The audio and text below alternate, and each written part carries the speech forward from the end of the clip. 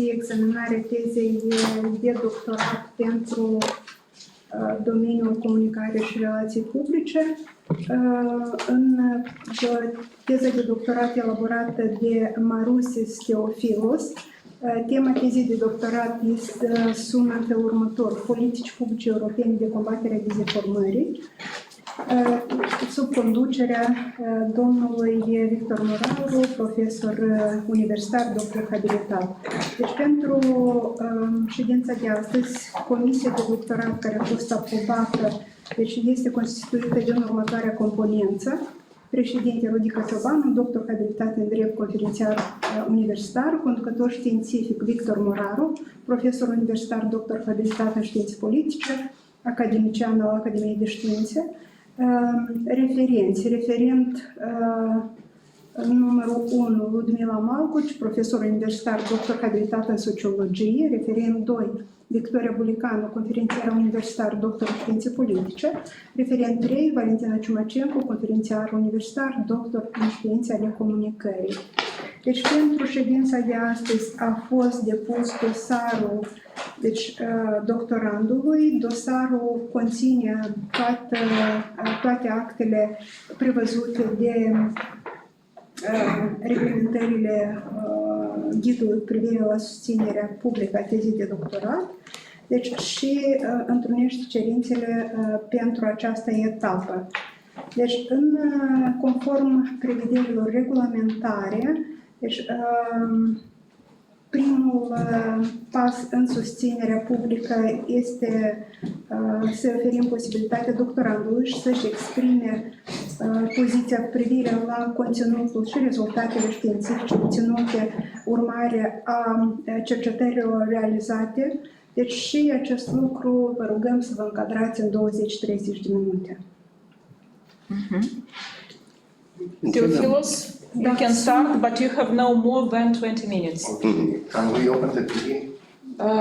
Well, try.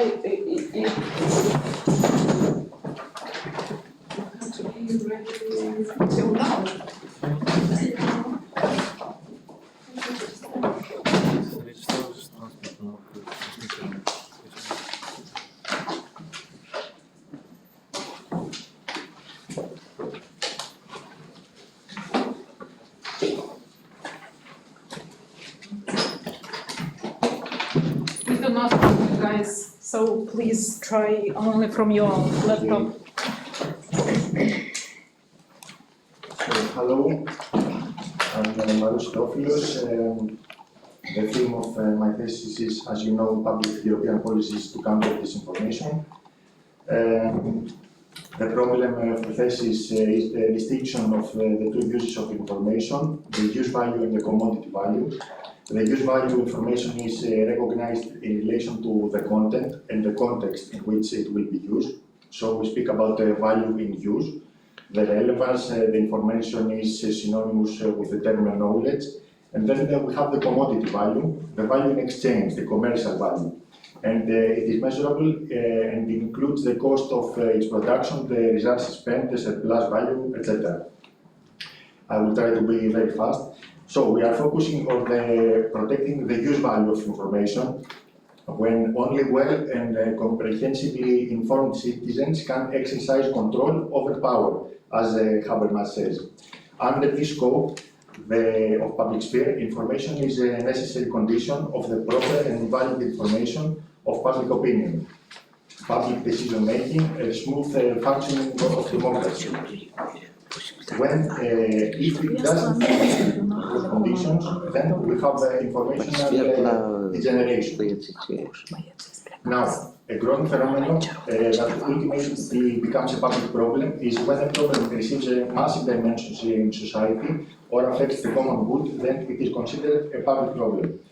The value and the usefulness of information to citizens sometimes comes to be degraded by disinformation in order to serve some purposes.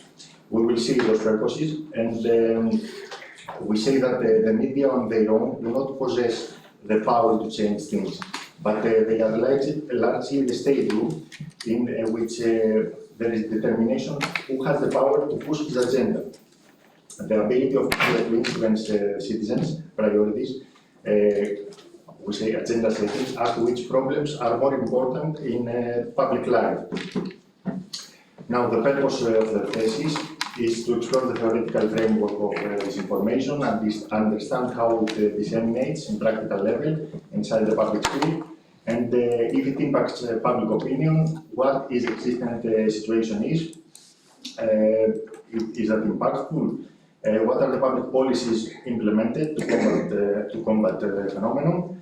What are the quantitative findings? And based on those conclusions, what suggestions can we make to help the process of overcoming? Some of our objectives are the historiography review that we are doing in the first chapter, the analysis of the modern concept of information falseness, and its subdivision into branches, the study of public policies to counter disinformation in various stages of the world. Now, the theoretical significance and practical value, the dissertation yields the conceptualization of disinformation, mainly focusing on its impacts to the decision-making process of socio-political life. Results of the study support the concentration of public governance tactics that serve the task of answer against disinformation. Conclusions regarding the issue of disinformation nowadays, as also proposals about the actions that can be taken. The structure of the thesis, we see introduction, the environment of the paper and the actuality of the problem. First part is the methodology, theoretical characterization and contemporary approach of information falseness. Second part is disinformation and opinion influence as an issue for democracy. And in the third part, we have the public policies of first European Union, second USA, third Greece, fourth Moldova, and also the quantitative results. And then we have the conclusions and the recommendations. Some aspects of the methodology is the micro theory that understand the social life in the level of individuals and small groups. The operationalization that we make terms operational in order to define them so that we can proceed to context analysis. The observation, through our observation of sources, measurements and data, we can shape useful conclusions. Our research ethics are neutrality, keep distance from biased conclusions, try to construct inferences from multiple opinions, multiple sources, apply the collective nature of conductive research, and keep distance from subjectivity and ideology. The conceptualization, to give clear definition of imprecise concepts, such as information falseness. Our research indicators are fakeness of information and intention of deceit. The basic criterion of measurement research quality in our thesis is the reliability. So the bibliography of public policy derives from official public state entities, governments, parliaments, ministries, municipalities, and state laws, acts, enactments, bills that are considered the ultimate form of official statement. Thus, the operational material of our work is considered as reliable as it could be. My colleague will help you to connect the... Okay. Nu știu, nu este. Can we open? Este acolo, da.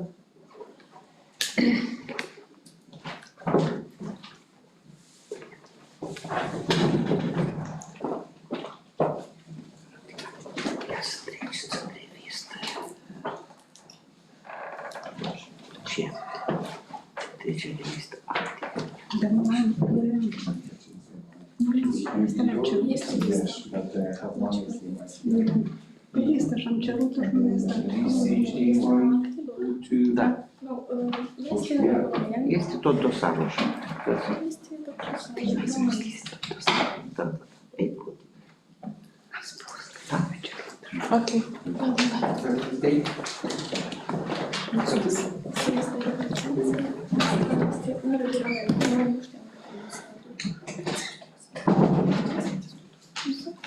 So the first part, we have the historiography report. Fake news propaganda have made historical precedents and is used as a tool in political and military power games.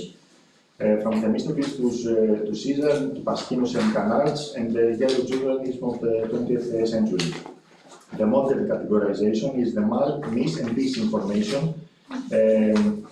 when we have different aspects in one of them.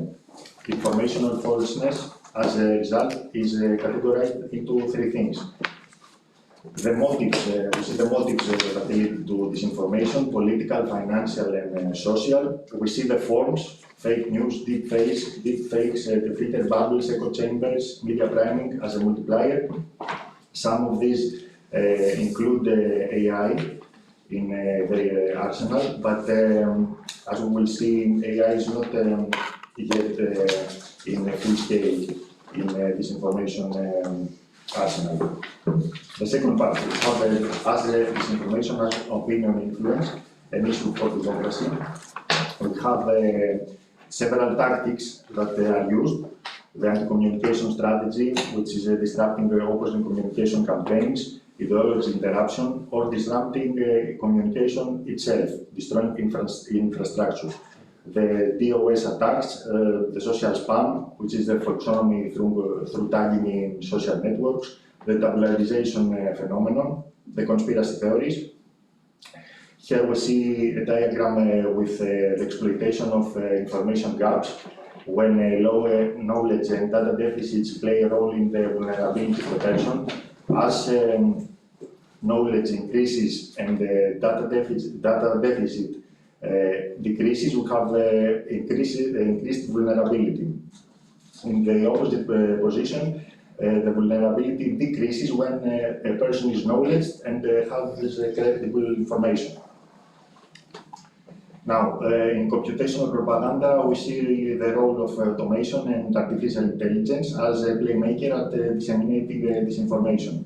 Some of our subchapters include examples such as the social bots, the cyborgs, algorithms, cookies. We see disinformation through case studies in recent political life, in USA, in France, in Moldova. For example, in Moldova, we see stability through opinion polarization. Mainstream media tend to be political partisan. COVID-related fake news in 2021 and 20. Governors and adversaries, targeting governors and adversaries. The division into pro-Russian and pro-Western camps. The ground of influence in Eastern Europe of Russia, geopolitical impact, and many other things. Though the results of the disinformation in political life, as we see, is affected voter decision, populism, civil unrest, popular political subversion, political mistrust, and the undermining of democratic institutions. Now, in the third part, we have the main operational chapter of our thesis, when the public policies are examined, the European Union policies. We see the Stratcom task forces, Stratcom, which includes Georgia, Moldova, Ukraine, which is strategic communication, external actions of European neighborhood, forecast, address, and respond to external disinformation activities. We see the proposals of a high-level expert group, the code of practice of disinformation and its signatories, which are the association and companies that willingly sign the code of practice. Relevant signatories, the signatories that they sign only certain commitments of the code. Some of those commitments are the scrutiny of ad placements, the political and issue-based advertising, integrity of services, empowering consumers, and many others. We see the rapid alert system, the democracy action plan, which is to promote fair elections and democratic participations after many events that occurred in European territory in pre-election periods with regarding disinformation. The Digital Services Act, and at the end we conclude with summarizing with a table with all the available examined enactments of the European Union. We have also, as we said, the USA policies, which include the federal bodies, the law enforcement measures such as the Honest Ads Act, the Safe Web Act, some assemblies. We have the Greek policies with the Digital Transformation Bible, which is the national strategic plan with actions and guidelines towards the modernization of the public sector, governance and citizen service. We will see that also in Moldova. The legislation that against fake news that raised debate about insulting freedom of speech, Law 4855 penalization and criminal charges on the basis of false news that is capable of causing concerns of fear. The Moldova policies, the Code of Audiovisual Media Services, the establishment of protection of journalists from external pressures, threats of intimidation, ban on audiovisual programs that are likely to propagate or incite forms of hatred, disinformation, propaganda, military aggression, extremism, and etc. Clear distinction of facts and opinions, between facts and opinions. The radio and television programs of informative and analytical or military content produced in other states shall not be broadcast or rebroadcast in Moldova, with the exception of member states of the European Union. To have the law 64 at 2010 with modifications over the years, provisions about media freedom of expression, the ban of media censorship. The digital disinformation strategy was quite similar with the Greek strategy, with the National Action Plan, to develop a digital society, grow a robust and competitive ICT environment, and many others. Its strategic purpose is the compliance with the European Union standards and regulations in order to harmonize the country policies with the European Union standards and accelerate its integration with the EU. The prima sursa, information security strategy, also quite similar. The law 124 about electronic identification and trust services. I didn't meet this law when I came here in Moldova, and we needed this because we wanted to sign some papers, but we didn't have the ability to do that. Now we have it. And the negotiations between the European Union and Moldova about the progress reforms. We see the rankings across the years of Moldova, which is freedom, it was in 2020, 91, now it's 31, 35. We see very good progress across those indexes, global peace, corruption, perceptions. And then we have the quantitative results, such as the enactments or joint communications concerning the topic of information falseness that include the reference to national or public security. 68% yes, 32% no. Here are some details from the enactments that do not include the direct word reference to national or public security, but we counted it as yes because we describe and quite similar with the concept of national or public security. Another result here, we have the topic of information falseness that include the word reference to freedom of expression or speech, 36% yes and 64% no. We have also the similarities of European Union, US, Greece and Moldova in incorporating criminalization of disinformation in their legislation, and we see some examples. For example, in Greece, punished by imprisonment up to 3 years or by a fine. And in Moldova, media service providers who broadcast content classified as disinformation are fined between 4,000 lei to 70,000 lei. Criminal charges against disinformation referred in the legislation percentage. We see fines to 73% and imprisonment to 27%. And at last, supervisory authority indicated in the enactments about penalization of disinformation. Who decides about what it is fake news or not? 55% is the judicial bodies, 27% the governmental and federal body, and then the rest from 9% autonomous public authority or not explicitly indicated. At last, we have some conclusions. The general summary with the objectives and the introductions are fulfilled in the paper. We analyze that in our conclusion. We see as perennial, contemporary, ever-changing, universal, impactful phenomenon. We see questions regarding the effectiveness of policies. Disinformation is still an ongoing phenomenon. Need for extra steps to be made, extra measures for optimization.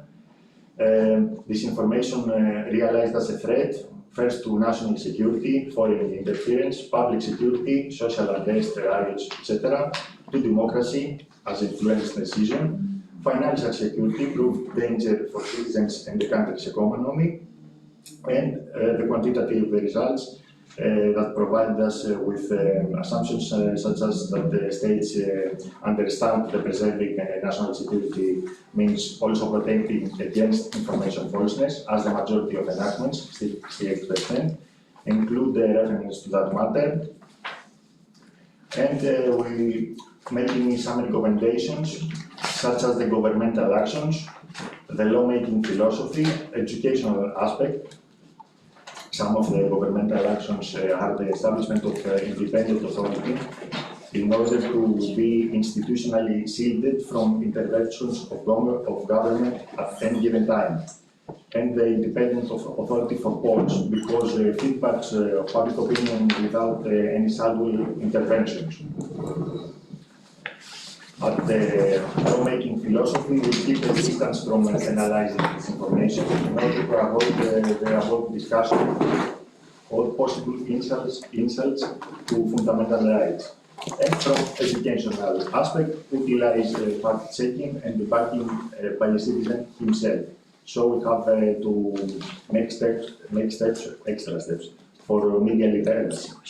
Invest in media literacy, education programs for younger, mid and older generation, add the communication theory to curriculum.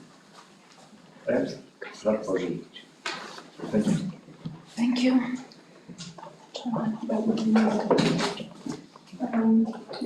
Vă rog discuții, întrebări doctorandului cu privire la conținutul și la prezentare.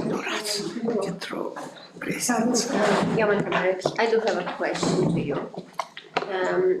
First of all, I would like to ask you to provide us with the main hypotheses of the research and how did you verify these hypotheses and what are the results of verification of hypotheses? Thank you.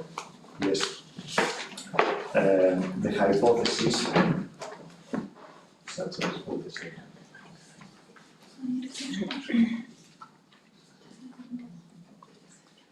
We have our main hypothesis of communicative advantage through this information, of downgrading opponents, domestic or international. Then it leads to influence, opinion and behavior.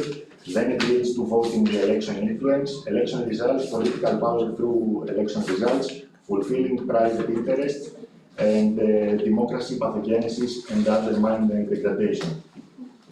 We make progressionally every step in our thesis. First of all, we examine it historically. Then we examine the motives, such as the financial, the social, and the political motives.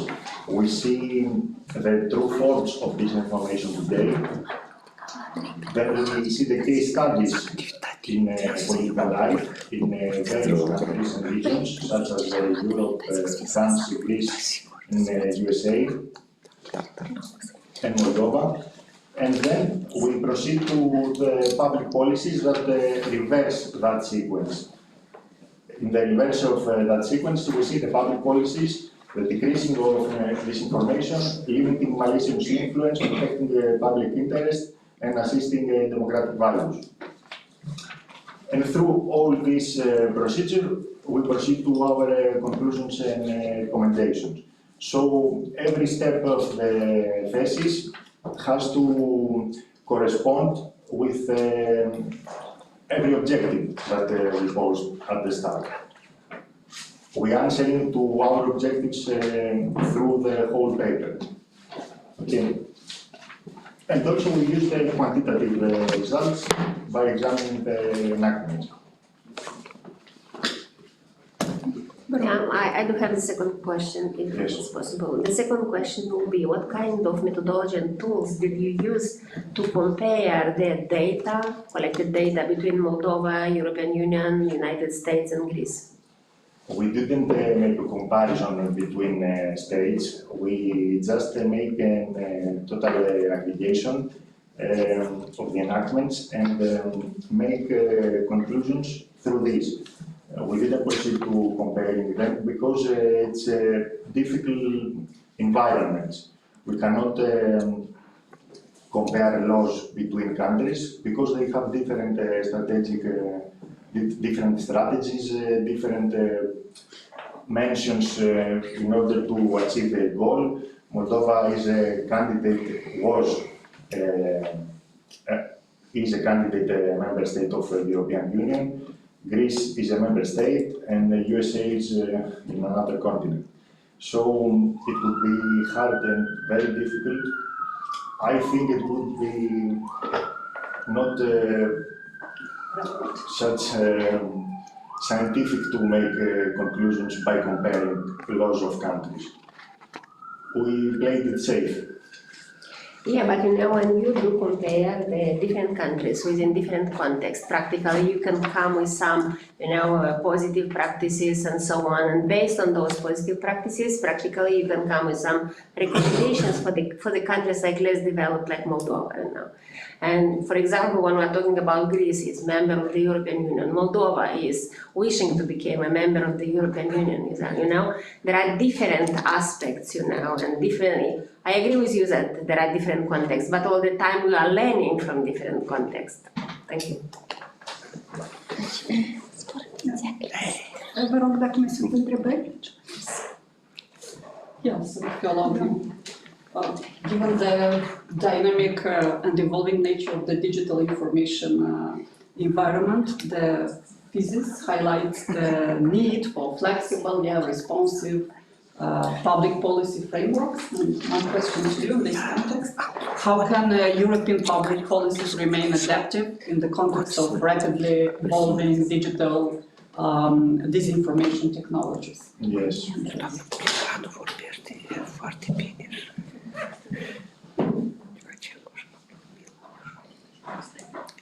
Yes, my answer here is that the fact that the dissemination of falsehood is an ever-changing phenomenon, as we saw in the results in the thesis, in the conclusions, and especially when entering the AI era, requires continuous supervision of the process and the study of disinformation.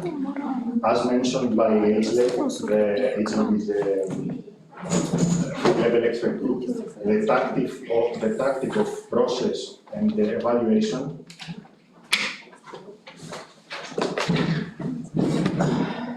Right. Okay. The tactic of process and evaluation, there is a need of adaptation through constant monitoring of both the problem and the policies. So in this context, European Centers for Research and Disinformation across countries are proposed, working both of national and worldwide level in coordination between them. Now, for now, some institutions at the same aim are the EU Human Rights Defenders Protection Mechanism, which tries to monitor violation of press freedom, and the Consumer Protection Cooperation Network, which tries the monitoring of markets. So, those constitutions include digital giants. Among them are shared monthly reports such as Meta's reports, Google's report, X report, and they are included in the European reports as a part of monitoring in the disinformation fighting process. So, yes. Thank you. One more question, Theofilos, if the President of the Commission will permit me. Please. About those 25 regulatory acts that you've analyzed in your paperwork, tell me please, what were the criteria for the selection of those 25 acts? Because I understood the analyzing criteria, but what about the selection? Based on what did you select only 25 regulatory acts? At the time of writing the thesis, those were the only enactments about disinformation. We chose to examine only those that include disinformation fighting or content, and that was all. So only the content, disinformation. It was content related. Not a period, not countries, but only the content. The period was blurry in the thesis because we examined the enactments from after 2010. Before 2010, we didn't have any actual enactment about fighting fake news. It was very general, everything. Okay, the second question. How many disinformation campaigns, disinformation campaigns, did you analyze in your paperwork? And what subjects were they referring to? Parliamentary elections, maybe presidential election, I don't know. But tell me the number of campaigns. We have USA elections, 2020, at 16 too. We have a little case study of Moldova elections here with character assassination of Maya Sandu. So we go to 3. We have France, 2022 at 18. We have 5. And as I remember in Nigeria, also in 2020, so we have 6. But we case study them in a more general way. We have the pre-election period, but we have also some other incidents such as COVID, or cases of social unrest, such as the Capitol riots. We do not focus only the pre-election and the political campaigns, but also in social events. Social campaigns, okay, thank you.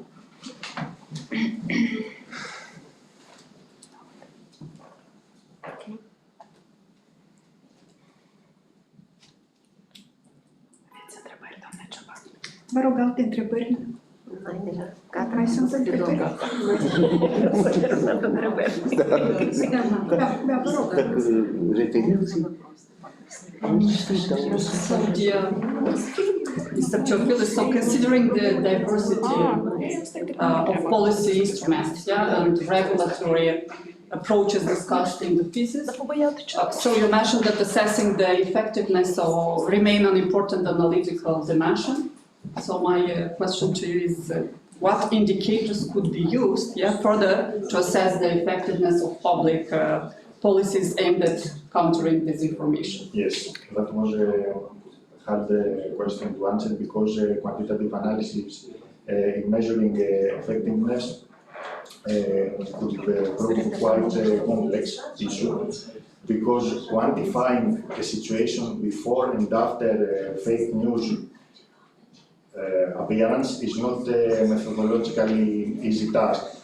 However, various tools could work as a quantitative approach in order to help us describe it. One very important indicator is the impact of recipient and has to do about the metrics of lower engagement of users with fake news after their debunking. Or some measured scores, personal scores, with the ability of users to identify those fake news without relying on personal opinion or filter bubbles and echo chambers. So it has to do, yes, with media literacy once more. Another one is the social resilience indicators, such as the public trust to institutions and media sources regarding the proliferation of news, or the metrics of polarization levels. Here in Moldova, you had the extreme phenomenon of opinion polarization, such as the popularity of extremist posts, the opinions, and the news services. Now, we have also economic indicators, such as the percentage change in the total turnover of advertising revenues and spending by flagged disinformation actors, and also the digital integrated indicators regarding the number of removed bots and cyborgs and fake accounts from social platforms. So we have a marquetry of indicators, social, digital integrated, economic, political, such as stuff like that. Engagement, different engagement, constitutions, but we didn't examine it here. In Moldova.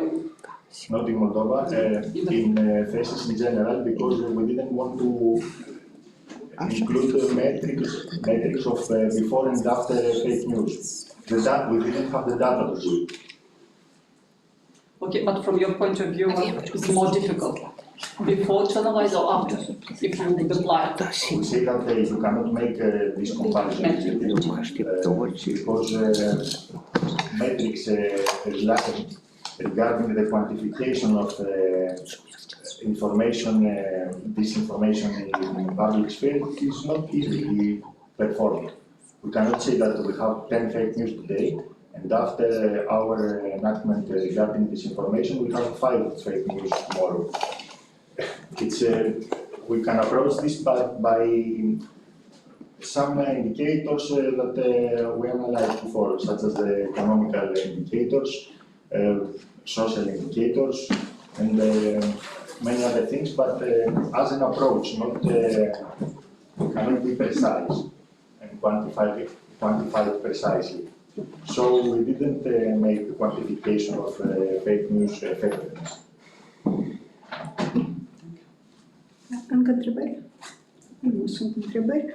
Atunci trecem la conținutul avizelor. Deci este avizul Comisiei de Îndrumare și potrivit conținutul acestuia, deci teza este de primă noutate în Republica Moldova ca investigație științifică la nivel de doctorat la subiectul dezinformării. Lucrarea este de actualitate și noutate incontestabilă, suficient de originală. Lucrarea are la bază suport metodologic apreciabil. Baza teoretico-metodologică este constituită din lucrările specialiștilor notori în domeniu și metodele utilizate sunt justificate și oportune. Rezultatele științifice obținute sunt relevante, elucidate pe deplin în conținutul lucrării și exprimă subiectul ales pentru examinare. Aspectele redacționale și tehnice corespund cerințelor ANACEC pentru lucrări de doctorat. Deci, în elaborarea tezei de doctorat a fost ținut cont de cerințele de etică și deontologie profesională și calitatea rezultatelor științifice a fost reflectată în publicațiile științifice și culegerile materialelor prezentate în culegerile materialelor științifice a conferințelor naționale și internaționale, cu un număr total de 6 publicații, dintre care 2 în curs de apariție la etapa Comisiei de Îndrumare. Deci, în concluzie, Comisia de Îndrumare a venit cu anumite sugestii, propuneri care se regăsesc în tabelul de realizare a propunerilor Comisiei de Îndrumare. Probabil nu este cazul să le lecturăm. Și decizia Comisiei de Îndrumare a fost de a promova pentru următoarea etapă. Deci, un alt aviz este de examinare a tezei de doctorat, este cel care a avut loc în cadrul Departamentului Teorie și Practica Jurnalismului. Deci, potrivit acestui aviz, deci lucrarea reprezintă noutate și originalitate, care rezidă în conceptualizarea dezinformării ca o problemă publică, cu potențialul de a submina și de a amenința securitatea publică și buna funcționare a politicii democratice. Teza precizează căile de limitare a dezinformării în sfera publică din perspectiva legislației oficiale, dezvăluie importanța credibilității resurselor informaționale, argumentează necesitatea sporirii încrederii în guvernanța democratică în baza informării adecvate a societății. Astfel, Departamentul de Profil a apreciat actualitatea lucrării, care este confirmată de necesitatea stringentă de a identifica strategia și modalitatea luptei cu dezinformarea. Deci, în același timp, este indicat că suportul metodologic al lucrării este unul interdisciplinar și complex, utilizând o paletă amplă de metode caracteristice pentru cercetările din sfera științelor sociale, inclusiv se optează pentru analiza comparativă și analiză documentară. Deci, lucrarea reprezintă, din punct de vedere a relevanței științifice, rezultate importante, deci și acestea constau în aplicarea în cunoștință de cauză unui cadru conceptual pentru analiza fenomenului dezinformării. Autorul a adus aport personal datorită faptului că include sistematizarea cunoștințelor cu privire la aspecte problematice specifice temei dezinformării, identificarea dificultăților și a mecanismelor ce pot optimiza caracterizarea acțiunilor informațional subversive. Teza este redactată în conformitate cu cerințele și respectă regulile de bază pentru redactarea în limbajul științific, academic clar și accesibil, cu concluzii relevante expuse logic în conținutul cercetării. Deci este respectat standardul de deontologie profesională, calitatea rezultatelor se menționează că este reflectată de către publicațiile, de către autor în publicațiile științifice care au fost expuse în cadrul evenimentelor științifice. Deci, în conținutul avizului sunt înaintate mai multe recomandări de îmbunătățire a tezei de doctorat, iar decizia departamentului a fost de a recomanda teza Politici, publice, europene de combatere a dezinformării, Autor Theofilos MAROUSIS, pentru examinare în cadrul Comisiei de Doctorat pentru susținere publică. Deci, la fel, la aviz este anexat tabelul, deci reflectă modul în care doctorandul a răspuns cerințelor înaintate și a realizat recomandările departamentului de profil. Deci, la fel, pentru susținerea de astăzi a fost prezentat încă un aviz. Avizul se referă la rezumatul tezei de doctorat, care este semnat de doamna Rodica CIOBANU, președintea Consiliului de Presă al Republicii Moldova. Deci avizul la rezumat, la fel, este unul pozitiv, care apreciază rezultatele obținute și relevanța unei teme de cercetare pe domeniul dezinformării, care este o temă de actualitate pentru Republica Moldova și nu doar. Deci, respectiv, deci în continuare, dacă doctorandul vrea să expună după caz, deci aici este dorința doctorandului, pe marginea acestor avize.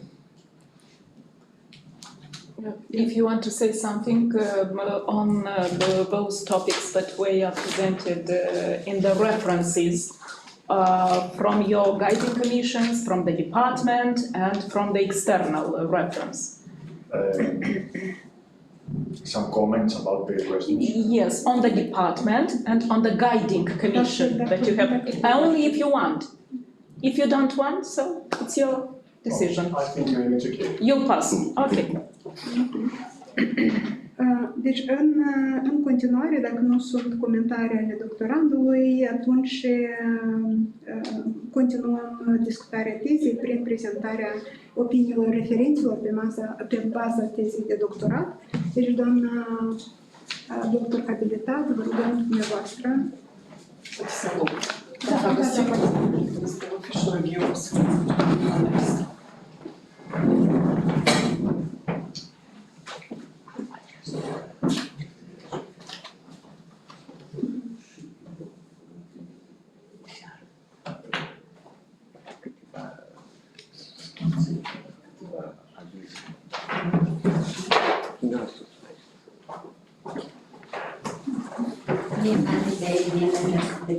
Of the Scientific Consilium. First of all, I would like to focus on my reference on PhD thesis public urban policies to counter disinformation by Theofilos MAROUSIS, submitted for speciality 57101, journalism and media processes. Talking about the importance and relevance of addressing disinformation in Moldova, I would like to say that understanding and countering disinformation is of critical importance for several reasons. At its core, access to trustworthy information is fundamental for the proper functioning of democratic societies. When false or manipulated information spreads unchecked, it erodes public trust, distorts open debate, and poses a direct threat to democratic processes by undermining the integrity of public discourse and potentially leading to democratic backsliding. Moldova serves as a particularly salient example of why tackling disinformation is both urgent and relevant. The nation faces acute vulnerabilities, including exposure to regional hybrid threats and persistent external influence operations, especially from Russia. These threats are exacerbated by a fragmented and polarized media landscape and limited media literacy among segments of the population, making Moldovan society more susceptible to manipulation and propaganda. The thesis focus on Moldova is relevant because it provides a detailed examination of how a country on the front lines of such challenges is responding.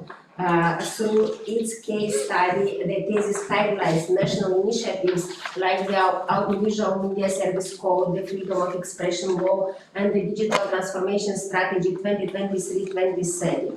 The establishment of national bodies dedicated to strategic communication and counter disinformation efforts further underscore Moldova's commitment to safeguarding its information environment. The relevance of the thesis is reinforced by its conclusion that while Moldova has made significant progress in aligning legislation with European Union standards and enhancing societal resilience, ongoing efforts are essential. Continued professionalization, creation of independent oversight mechanisms, and systematic evaluation are necessary to adapt to the evolving nature of disinformation threats. This topic is important for Moldova and serves as an example for other democracy facing similar challenges. Methodological approach. The thesis employs an interdisciplinary methodology rooted in social sciences, which is highly appropriate and aligned with both the scope and the hypothesis of the research. The multi-layered approach incorporates conceptual and theoretical analysis with critical methods and supplementary techniques demonstrates methodological rigor and breadth essential for addressing the complex phenomenon of disinformation in democratic societies. The operationalization and conceptualization of disinformation, misinformation, and malinformation set a strong foundation for the study. The systemic literature review encompassing 504 scientific and official sources ensures comprehensive coverage and reflects a commitment to scholarly depth. This stage is particularly adequate for clarifying definitions and theoretical frameworks which are crucial for hypothesis testing in a field marked by conceptual ambiguity. The use of case study spanning the EU, US, Greece, and the Republic of Moldova, combined with cross-case comparative analysis, positions the research to capture both generalizable patterns and context-specific nuances. The quantitative analysis of legislative enactment through content coding and statistical aggregation adds empirical rigor, enabling the testing of hypotheses related to policy effectiveness and legislative responses to disinformation. Scientific basis and contribution. The PhD thesis offers notable scientific advancement by framing disinformation as a direct threat to democratic institutions and public security, and thereby establishing a concrete foundation for policy analysis. It innovatively connects disinformation to democratic resilience, moving beyond traditional media perspectives. The thesis systematically details mechanisms of influence, such as agenda setting, computational propaganda, and deepfakes, and contextualizes them within both classical and modern communication theories, integrating the work of theorists like Habermas, Castells, Politici, and Bernays with all the developments. A major contribution is the creation of a comprehensive taxonomy of disinformation encompassing categories, tactics, motives, and impacts, which is instrumental for both research and practical policy design.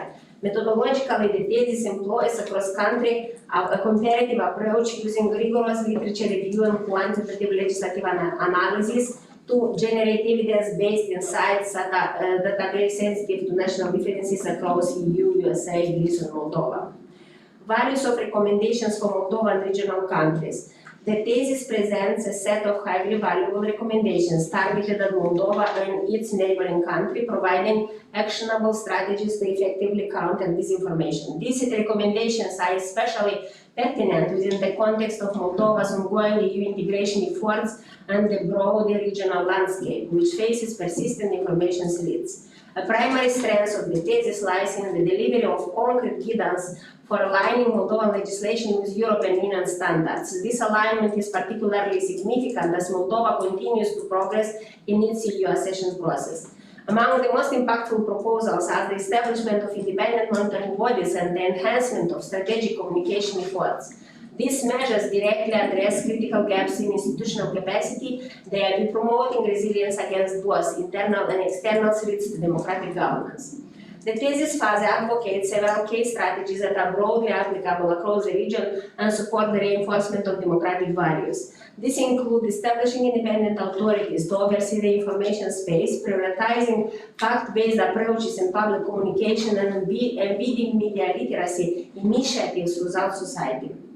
Additional recommendations highlight the importance of increasing transparency in policy making, avoiding the over-criminalization of disinformation offenses, fostering robust international cooperation, and ensuring continuous evaluation and improvement of public policies. Conclusion and recommendations. The thesis is methodologically solid and theoretically well-grounded. However, its improvement would benefit from deepen empirical data from Moldova. Additional empirical data from Moldova could further enrich the thesis, incorporating more information from Moldova sources such as survey, interviews, case studies, would help to provide a more detailed picture of how this information is impacting Moldova and the effectiveness of the country's policies and actions in addressing these challenges. This supplementary data would add depth to the research findings and offer valuable insights based on Moldova real-world experiences. Secondly, more robust policy comparison methods. The analysis of public policies addressing disinformation, such as those enacted in Moldova, EU, USA, and Greece, would benefit from using enhanced methodologies for comparison, like standardized criteria for evaluation, clear benchmarks, in-depth cross-case analysis, and the use of advanced quantitative or qualitative tools. By employing more rigorous comparison techniques, the thesis could better highlight the effectiveness, strengths, and weaknesses of various policy responses, leading to more credible, generalizable, and actionable conclusions. Third, stronger theoretical digital integration. The thesis could further build on its strong conceptual foundation by more closely connecting classical communication and social theories with the emerging challenges brought by digital technologies. In this context, it would be valuable for the thesis to go beyond referencing foundational theories like Habermas, Castells, or Floridian to illustrate how the ideas can inform our understanding of modern digital phenomena such as artificial intelligence, deepfakes, algorithmic content amplification, and bot networks. This additional integration could help create an even more cohesive framework for analyzing disinformation in today's digital landscape, highlighting both historical perspectives and their relevance to the era of artificial intelligence-mediated communication.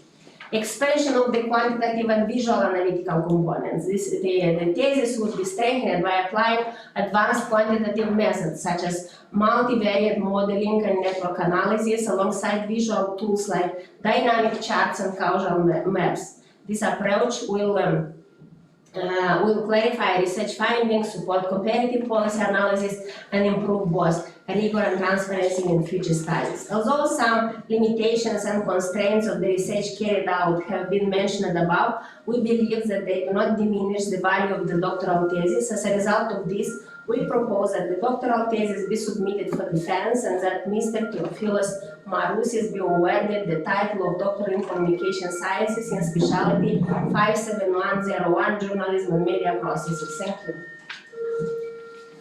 Vă mulțumim.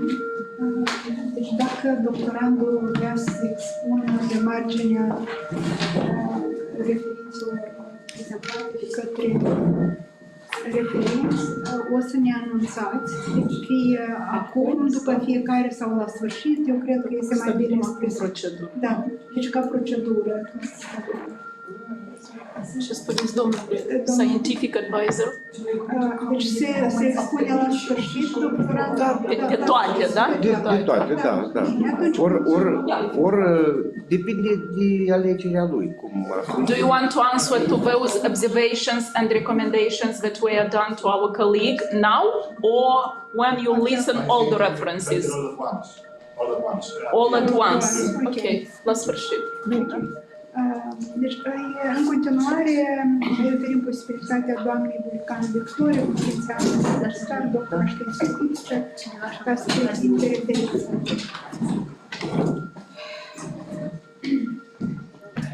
Dear colleagues, dear President of the Doctoral Commission, dear PhD student pretending to the title, the research conducted by MAROUSIS Theofilos refers to one of the most present negative phenomena in the global communication space, disinformation, and the consequences that this phenomenon entails for the world and European democracies in particular. The doctoral student problematizes this theme by epistemically confronting contradictory trends. On the one hand, the doctoral student presents the European legal framework for fighting the phenomenon in order to limit its influence on the information-consuming public, and on the other hand, he notes with absolute justification in Chapter 2 a spectacular increase in the sophisticated methods and techniques of disinformation in recent years, comparing them to even a cataclysm on social networks full of posts, comments, reactions, retweets, that support false narratives.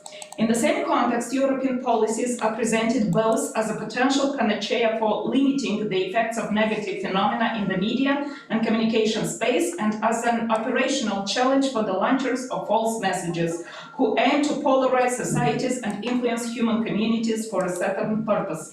Accordingly, in the introductory part of the paper, the doctoral student points out the significance of prompt intervention at the level of European public authorities to limit the spread of disinformation, but also to challenges that the authorities face in implementing already approved policies. From a political science and communication perspective, we will make some additions regarding the importance of the research topic. First, we will mention that the purpose of these European policies is to protect democracy and electoral processes by limiting the exercise of influence over voting, civic participation, and the quality of public debates. At the same time, developing and protecting citizens' capacity to identify and critically evaluate information from a wide variety of sources contributes to strengthening societal resilience and combating external interference.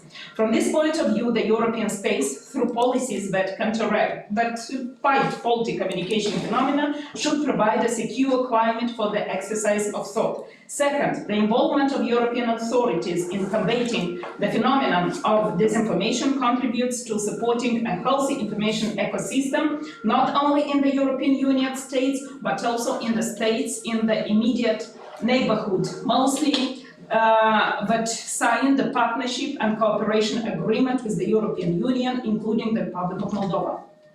The analysis and synthesis of specialized literature presented in Chapter 1 highlights several social political dimensions that influence European decisions and policies aimed at combating phenomena such as disinformation, manipulation, and propaganda. The historical realities in the context of which, as part of modern society, these contagious phenomena appear and develop, cultural realities, and the objective of correctly informing citizens contemporary realities characterized by globalization on the one hand and the rise of sovereignist forces on the other. Within the main research stages, the author would have done well to indicate, however, more clearly and more extensively the research hypothesis, because based on the content of the work, we can say that it refers to the fact that disinformation has dangerous and negative effects on public interest, which cannot be doubted, of course. The author describes, however, in great detail the process of development and sophistication of the disinformation phenomena, researching and presenting in the work new trends such as deepfake or echo chamber, through which large groups of people end up being exposed almost exclusively to information and opinions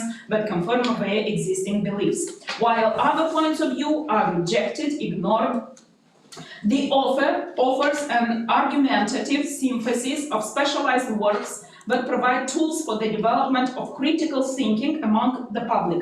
In order to obtain a broader perspective on this topic, the doctoral student analyzes in the same chapter 1 the phenomenon of disinformation from a historical perspective, used since antiquity as an instrument of political, military, and ideological power, emphasizing, however, that the current dimensions of the phenomenon are nevertheless unprecedented, which motivates European authorities to critically approach the educational aspects of information and to take measures to limit the phenomena. Likewise, the doctoral student carries out a retrospective of the development of the disinformation phenomenon in the Republic of Moldova, specifically analyzing the media legal framework and the manifestations of the phenomenon in the last 10 years in our country. The second chapter examines the phenomena of disinformation in a challenge for European democracies. The first subchapter presents and argues that theoretical and empirical research methods of the phenomena, as well as the stages of the epistemic approach for the analysis of tactics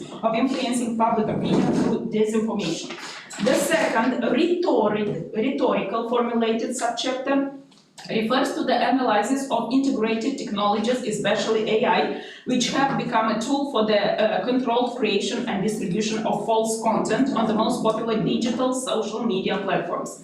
The author presents important evidence regarding the ways in which bots, cookies support the creation or dissemination of false information and create digital armies that can lead to ideological segregation, conserve disinformation campaigns, and finally to the development of computational propaganda. The doctoral student concludes that in such a context, the use of modern technologies to interfere with the way people make decisions today is a tactic of information warfare, which is an absolute obvious axiom. However, formulating rhetorical titles for precisely two subchapters of doctoral thesis is a dangerous tactic for such a work and induces rather the sensation of persuasion rather than achieving the natural goal of such a work, to know by demonstrating with evidence. The third chapter, which refers to European policies to fight disinformation, presents the results of the examination of the European, American, Greek, and Moldovan legal frameworks for limiting the spread of false information in the public sphere.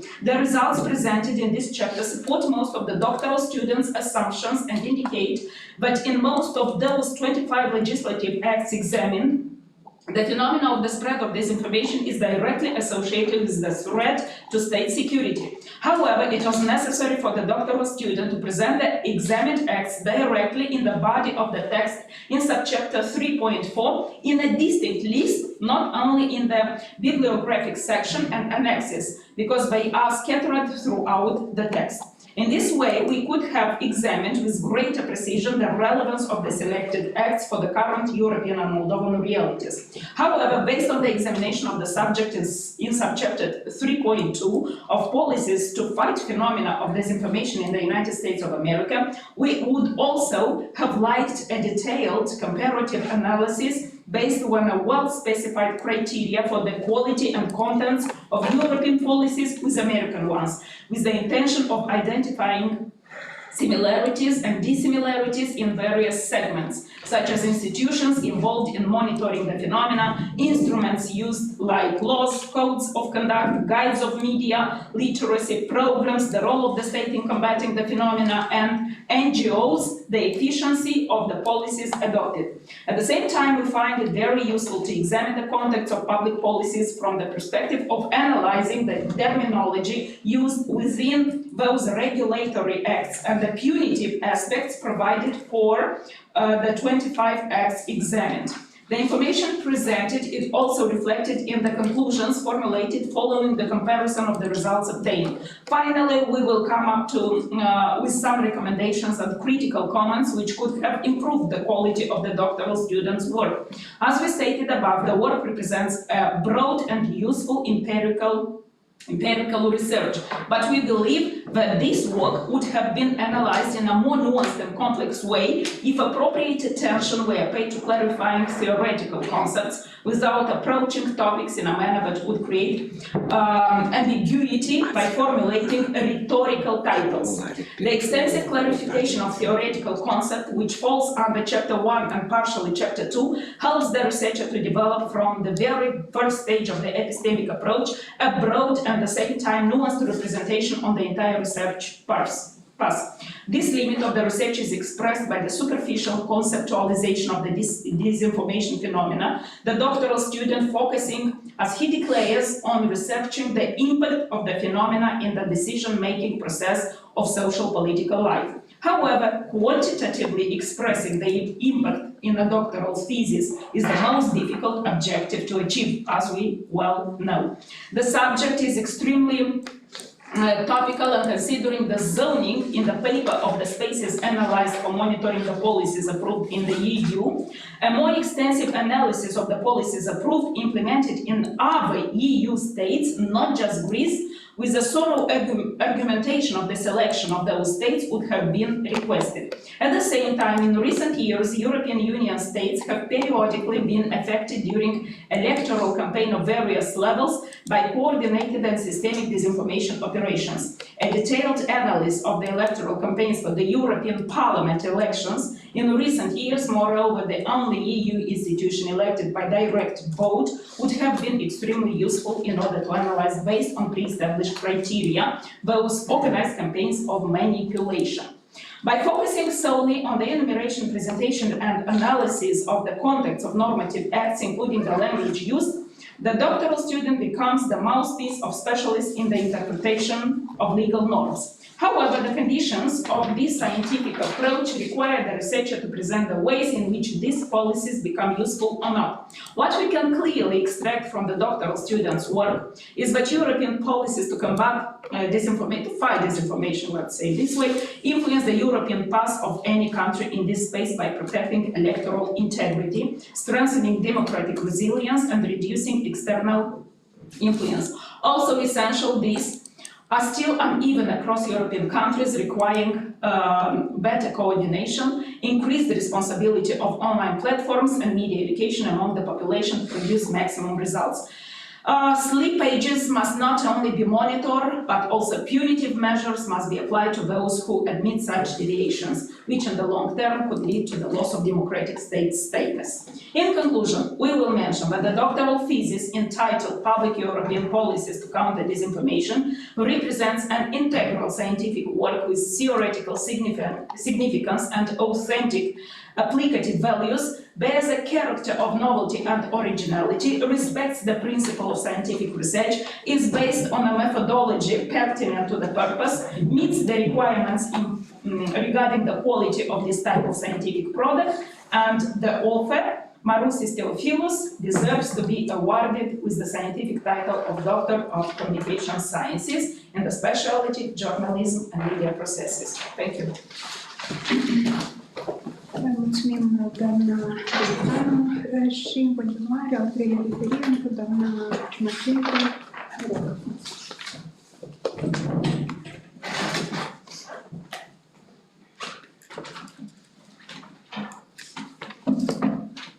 Distinguished members of the Doctoral Committee for Public Defense, dear PhD candidate, dear audience, I'm honored to be part of this public PhD defense and to act as an official review of the PhD thesis entitled Public European Policies to Counter Disinformation, submitted by Mr. Theofilos MAROUSIS in fulfillment of the requirements for the PhD degree in Communication Sciences. In the following, I will present briefly the main conclusions of my review, formulated in accordance with the quality standards established by the National Agency for Quality Assurance in Education and Research of the Republic of Moldova, with reference to the content, scientific novelty, theoretical significance, and practical relevance of the research.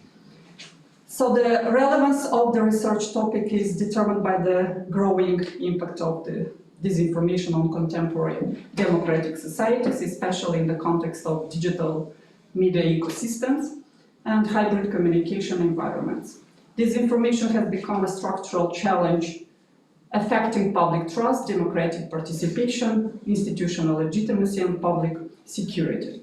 From this perspective, the author's focus on public European policies designed to counter disinformation responds directly to current societal needs and strategic priorities at both national and supranational levels.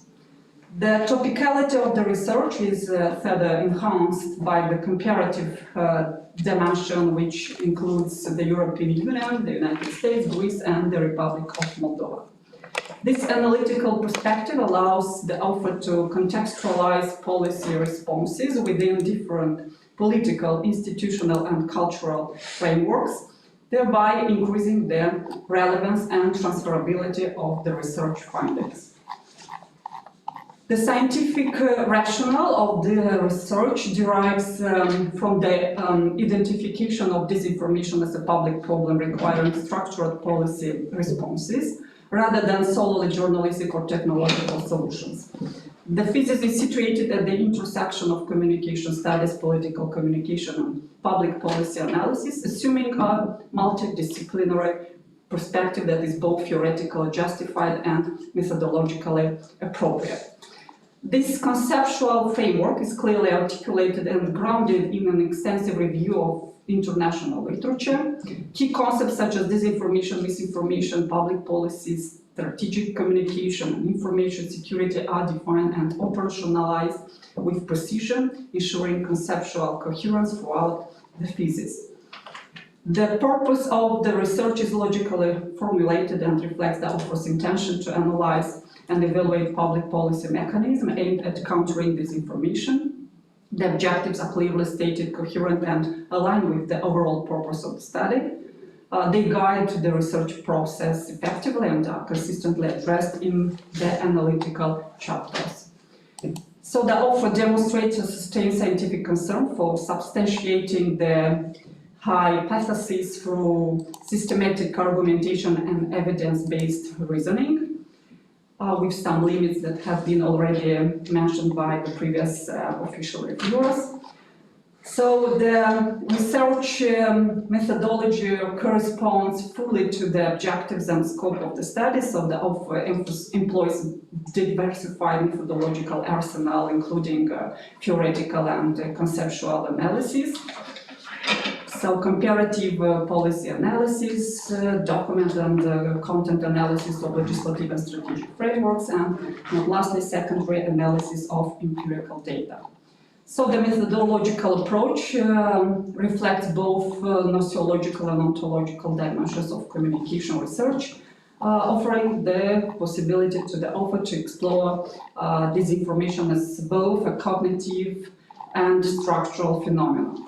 The correct application of the methods ensures the validity and reliability of the research results. The structure of the thesis is logical and well balanced, so the chapters are coherently interconnected and progressively develop the research argument. So the first chapter briefly provides comprehensive theoretical and historiographical foundation. The second chapter examines the impact of disinformation on public opinion, democratic processes, and information ecosystems. And the third chapter analyzes public policy responses to disinformation, offering a comparative and systematized perspective. So the content reflects a high level of scholarly documentation and analytical maturity. The author successfully integrates theory, policy analysis, and empirical references, generating a coherent and convincing scientific discourse. From the point of view of scientific novelty and originality, so the novelty and originality of the research are confirmed by the complexity of the research purpose and offers contribution to the development of new scientific knowledge in the field. So the personal contribution of the author is reflected in the following scientific values as conceptualizing disinformation as a public policy issue rather than an isolated communication phenomenon. Systematizing European public policy approaches to countering disinformation, identifying institutional mechanisms and policy instruments relevant to information integrity, highlighting the role of strategic communication and media literacy within policy frameworks. So the scientific values produced are well-grounded theoretically and validated through analytical examination, being relevant both nationally and internationally. The theoretical significance of the research lies in the contribution to expanding communication sciences through the integration of public policy analysis. The practical value of the research is demonstrated by the policy-oriented conclusions and recommendations that follows, which may inform decision makers, regulators, communication professionals, and researchers.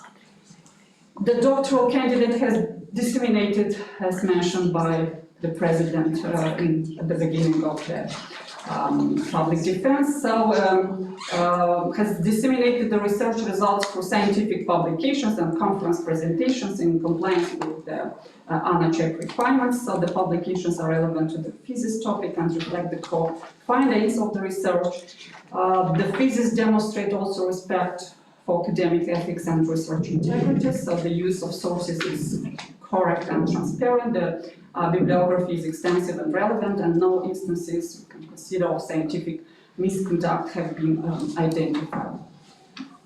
The scientific discourse of the doctoral thesis is coherent and appropriate to the field of communication sciences, reflecting a clear and well-structured academic exposition. So the language used is precise and consistent, ensuring terminological accuracy and facilitating the understanding of the research.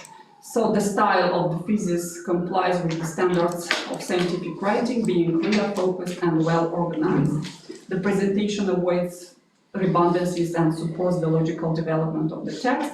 And from technical and editorial perspective, the thesis meets academic requirements. So overall, the linguistic, stylistic, technical quality of the thesis, according to the quality standards,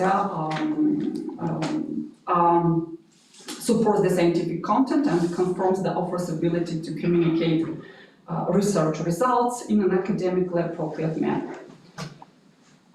Suggestions and minor recommendations for the PhD candidates. So the research could be further enriched by a more explicit discussion of future policy challenges related to artificial intelligence and algorithmic disinformation. A more synthesized presentation of transferable best practices across policy contexts could be also welcomed to improve the research. So, and a further contextualization of selected comparative findings in relation to the Republic of Moldova, as already have been also mentioned, with a view to supporting policy adaptation and alignment with European standards. So, of course, these suggestions do not affect the scientific value of the thesis. So, my final conclusion. In conclusion, the doctoral thesis, Public European Policies to Counter Disinformation, is characterized by scientific rigor, originality, and theoretical and practical relevance. The author demonstrates a solid comment of field of communication sciences and addresses the research problem in a systematic and methodological sound manner, integrating theoretical reflection with policy-oriented analysis. So the research results constitutes a valuable contribution to the development of communication sciences field. the research, based on the scientific quality of the thesis and its compliance with the requirements established by ANACEC, I conclude that Mr. Theofilos MAROUSIS deserves to be awarded the PhD degree in Communication Sciences, and I avail myself of this opportunity to congratulate, if you allow me in advance, the doctoral candidate for successful completion of the research, as well as the scientific supervisor, the doctoral school, the faculty of the Moldova State University for this academic and significant support contribution to the development of the doctoral project. Thank you. Mulțumim. În continuare, dacă pretendentul la titlul de doctor vrea să se expună pe marginea referințelor.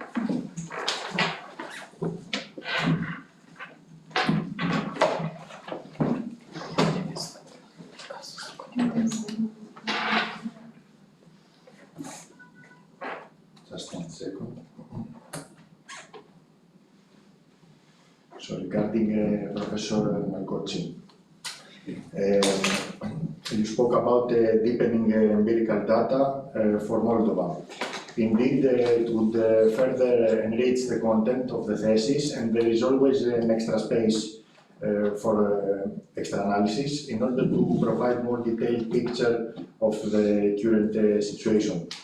A strong effort was made to gather data regarding the public of Moldova, as it was the most difficult country to collect reliable and scientific quote surveys due to the lower availability of sources for me compared to other countries examined.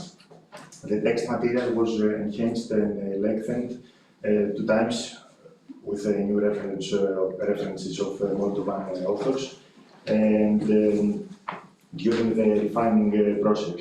However, not extending too much was also partially intentional because the author wanted to keep the volume of each country's analysis in line with the rest. So it seemed better to not over-analyze one country and neglecting some other. In that point, Moldova's volume in the thesis had surpassed that of Greece, so it needed to be more restrained. In terms of extension, the rationale was to keep all 4 case studies in accordance as much as possible. Now, about your question about stronger theoretical digital integration. The theory that disinformation could have impacts on public opinion does not change. What is changing is the medium. So the correlation between foundational theorists such as Habermas, Castells, Florid, etc. and the digitally advanced tools of disseminating information falseness is demonstrated in the thesis through the analysis of modern versions of disinformation, such as of mediums of disinformation, such as bots, cyborgs, cookies, digital armies, algorithms, deepfakes, echo chambers, filter bubbles. Artificial intelligence is the ultra-modern version of technology coming in play as a tool of operations, but is also quite foggy yet. AI is still not fully integrated into applications and hasn't reached its full potential. So it needs time to reach that maturity, and secondly, we need time to see the followed practices. So we need time for results, the spreading patterns, and all that. As a consequence, it's too early to perform a complete methodological scientific study because it's a long-term future process and there are not enough data available yet. Now, for profession, we come. You said about the limit of research is expressed by the superficial conceptualization of the phenomenon of disinformation. The doctoral student focusing, as he declares, on researching the impact of the phenomenon on decision-making process of socio-political life. However, the quantitative expression of the impact in a doctoral thesis is the most difficult objective to achieve, as we well know. And my answer is that the conceptualization of information falseness is performed in the work in order to establish a theoretical framework and examine its impact to public opinion, its potential threat posing to democracy. We mainly focus on the result, to the impact of disinformation to public interest. So the impact is approached thoroughly in the first two chapters of the thesis, sub-chapters 1.3, 2.1 to 2.2, and especially through the case studies of countries' pre-election periods in sub-chapter 2.3. The quantification of such impact is extremely difficult, as we said previously, and would be material for a whole new research. The translating the effect of fake news in public opinion into numerical results is a very hard process, and we cannot easily weigh the exact percentages of disinformation influence in people's beliefs and voting decisions. So, for example, how could we evaluate that fake news affected a political party's popularity by 10% or 30%? Thus, trying this venture would be a problematic crossroad for us. To conclude, we distinguish two steps of approach. First is the impact of disinformation, if there is, we saw that there was, and B, the quantification of impact. Our tactical choice is to focus on the first one. And I will go also to Professor Tsumaneko in a question about how can policy interventions balance counter disinformation measures with the protection of freedom of expression. And we say that we are talking about a delicate issue of more legal nature, and it has to do with the extent to which the matter of public security conflicts with the matter of personal liberties. The state, by activating policies to counter disinformation, acts as a protector of public security, but sometimes those policies might raise concerns about violation of human right of freedom of expression. A proposal would be not to even reach that point of debate, and the tactic is to target on the promotion of facts and not the punishment of lies. We suggest that staying away from penalizing disinformation in order to avoid the above discussion or possible insults to fundamental rights. Our main focus in the research was to examine information falseness by the aspect of public policies trying to counter it. It would be interesting if someone approached the phenomenon by your sayings in combination with a clearly legal aspect concerning the level of interfering of legislation to fundamental rights, examining if penalization crosses the line and the impacts to freedom of speech. That was my answers. Okay, thank you. În continuare, conform procedurii, dezbateri științifice. Pe marginea lucrării s-au expus cam toți cei care sunt în sală, dar mai sunt alte comentarii până ajunge la conducătorul științific. Deci, probabil, dat fiind faptul că eu sunt unica care nu m-am referit asupra conținutului acestei lucrări. Deci sunt câteva lucruri care merită a fi menționate în raport cu această lucrare. Deci, primul lucru se referă la gradul de actualitate de care se bucură o astfel de teză de doctorat, dat fiind faptul că ultimii cel puțin 2 ani noi am trecut printr-un val destul de intens de dezinformare. Deci și așa cum menționează și doctorandul în lucrare atunci când face diferența între terminologie sau conceptele cu care se operează știri false, dezinformare, manipulare, propagandă. Deci toate aceste elemente sunt cele care demonstrează evoluțiile rapide care au loc în ultimii ani pe dimensiunea instrumentelor de comunicare care sunt utilizate. Deci faptul că arealul științelor comunicării, deci oferă un spectru foarte larg de abordări multe și interdisciplinare. Deci, încă o dată, în plus, confirmă faptul că se bucură nu doar de abordare teoretică, dar și de abordare de aspectul aplicativ al cercetărilor științifice. Deci, în acest caz, nemijlocit vorbim despre conținutul lucrării. Deci, lucrarea demonstrează, deci, într-un caz, necesitatea studierii fenomenelor pe care le sesizăm că domină din ce în ce mai mult mediul informațional contemporan.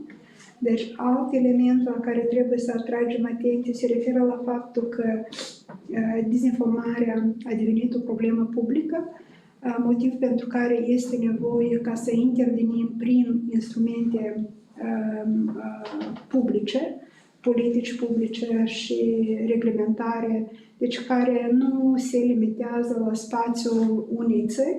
Deci este o problemă care este identificată la nivel global, deci de aceea și la nivel european, deci eforturile au fost în ultimii ani orientate spre crearea unor mecanisme eficiente de combatere a dezinformării. La nivel național, deci avem exact aceeași perspectivă prin care au fost create instrumente și autorități care au în misiune combaterea dezinformării și protejarea spațiului informațional al Republicii Moldova. Deci, din acest punct de vedere, vedem că este o problemă care ține de securitatea mediului în care noi suntem, este o problemă de natură juridică, este o problemă de, așa cum este domeniul din partea comunicării, care necesită a fi abordată și tratată, deci, în cercetări științifice. Deci, prin aceste aspecte care relevă actualitatea subiectului abordat, deci noi avem și profilat această prioritate europeană, deci pe identificarea mecanismelor de combatere a manipulării informaționale. Deci, în același timp, deci în spațiul acesta al Moldova, datorită provocărilor pe care le-am întâlnit în ultimele campanii electorale, deci s-au fortificat atenția cercetătorilor, deci în identificarea modalităților în care problemele sau diferite aspecte ale dezinformării, deci necesită a fi tratate și din punctul de vedere al cercetătorilor și al mediului academic în special. Deci, respectiv, aici trebuie să mergem pe filiera abordărilor istorice, conceptuale, dar și empirice, astfel încât să avem claritate asupra modului în care operăm cu anumite concepte științific argumentate și facem delimitare clară în modul în care acestea sunt utilizate și sunt utilizate la nivel de practici de comunicare. Deci, în linii mari, deci lucrarea prezintă interes și este, cred că, utilă nu doar pentru cei care vin din domeniul științelor comunicării, dar este o lucrare care ar fi utilă și pentru științele politice, pentru că este o lucrare care prezintă anumite provocări cu care se confruntă mediul sau discursul politic actual, în care deci, se operează și se valorifică și dezinformarea în perioadele agitate ale campaniilor electorale. Deci, respectiv, deci ceea ce își propune doctoratul prin ipoteza formulată că dezinformarea afectează decisiv sfera publică, justificând intervenția statului prin politici publici, demonstrează faptul că problema este identificată și anticipată într-un fel anvergura deci pe care a luat această problemă a dezinformării în spațiul public al Republicii Moldova, bucură formula în care, deci sigur că nu putea să se dezvolte o astfel de lucrare fără autori precum Habermas, deci cu sfera spațiului public și cu aspectele acestea foarte bine dezvoltate și accentuate, care au evoluat destul de mult de la apariția acestei lucrări, deci până în prezent. Deci, o atenție sporită ar merita și capitolul 3, deci în care avem accentul pus pe politicile publice de combatere dezinformării și cu evaluarea sau analiza făcută în baza dimensiunii spațiului european, a Statelor Unite ale Americii, politicilor în Grecia și Republica Moldova, care ar putea fi pe alocuri conjugate sau cel puțin din punct de vedere a experiențelor care sunt implementate în fiecare caz aparte, ca să ne dea de gândit și să vedem care sunt acțiunile pe care putem să le întreprindem pentru a cel puțin a ține sub control ceea ce se întâmplă în spațiul public al Republicii Moldova. Deci, în linii mari, deci apreciez și eu conținutul acestei lucrări. Deci este materialul analizat destul de amplu, deci este o literatură bogată la care s-a făcut referință în mare parte. Deci sunt lucrări care vin în limba engleză, deci este logic să fie aceste lucrări, dat fiind specificul cercetătorului.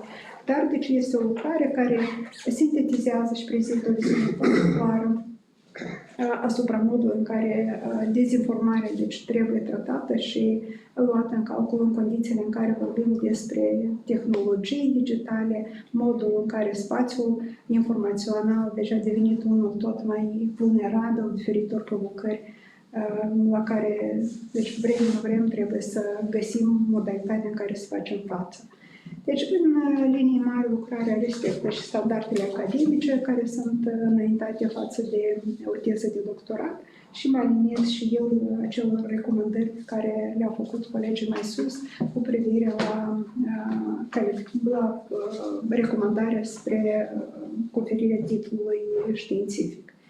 Deci, în continuare, am să ofer cuvântul conducătorului de doctorat, deci care are misiunea să caracterizeze calitățile personale și profesionale ale doctorandului, modul de conlucrare cu acesta și procesul de elaborare tezei de doctorat.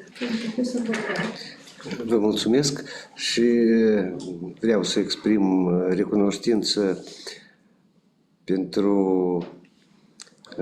faptul că ați acordat atenție, stimați membri ai Comisiei de Doctorat, ați acordat atenție și timp și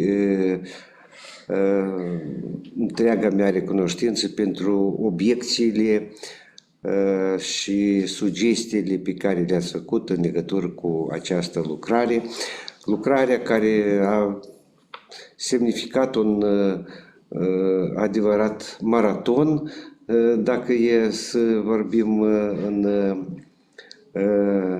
terminologia Greciei antice. Un maraton care a cuprins câțiva ani în care eu am avut ocazia și posibilitatea să colaborez cu Theofilos. MAROUSIS, el a demonstrat în acest răstimp o, să zicem așa, o disciplină și o receptivitate pentru totul ce i-am recomandat. A fost o conlucrare destul de bună, ci drept distanța a semnificat ceva pentru că nu am avut o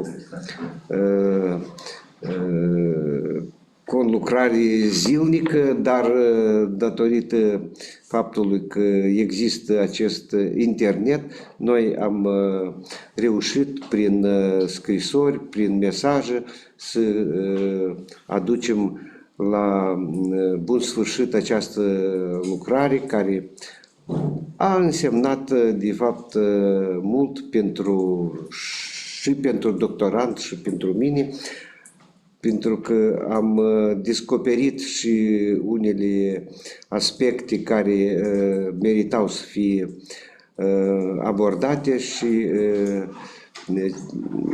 un lucru clar că doctorandul a muncit foarte pasionat, să zic așa, și foarte disciplinat și a reușit în viziunea mea să prezinte această lucrare care merită atenție. Sigur că n-am să mă pronunț în privința actualității acestei lucrări, deși și pentru alte țări, dar și pentru Republica Moldova în special, este foarte importantă această lucrare, acest temă, acest subiect și vreau să spun că și în lucrarea lui Theofilos și-a găsit răspuns ceea ce trebuia să facem și ce trebuie să mai facem în viitor pentru a contracara acest fenomen care e destul de reprobabil și dăunător. Lucrurile nu stau chiar atât de simplu, dar în ceea ce privește Republica Moldova, iată, a fost creat centru special și de acum sunt unele lucrări care prezintă acest subiect foarte important și destul de profunde. Această temă își găsește și lucrarea lui Theofilos vine în suportul, vine într-un fel să examineze suplimentar aceste preocupări ale noastre comune, pentru că și facultatea de jurnalistică și alți cercetători sunt pasionați și acordă atenție reflectării acestei teme. Eu am lucrat bine cu Theofilos și sper că această lucrare să fie una de bun augur și să avem și alți doctoranți din străinătate cu care noi avem posibilitate să fim la universitate, să fim în mediul academic și asta am vrut să spun despre felul meu de a lucra cu doctorandul. Mulțumesc. Acum, potrivit rigorilor regulamentului, am epuizat etapele de bază, deci urmează ca să ne retragem pentru deliberare și decizia asupra calificativului care urmează să fie atribuit tezii de doctorat, precum și asupra propunerilor de acordare a titlului de doctor în științe. Deci o să rugăm să elibereze. Rămânem. Da, să rămânem. Suntem membrii comisiei. Except members of the committee.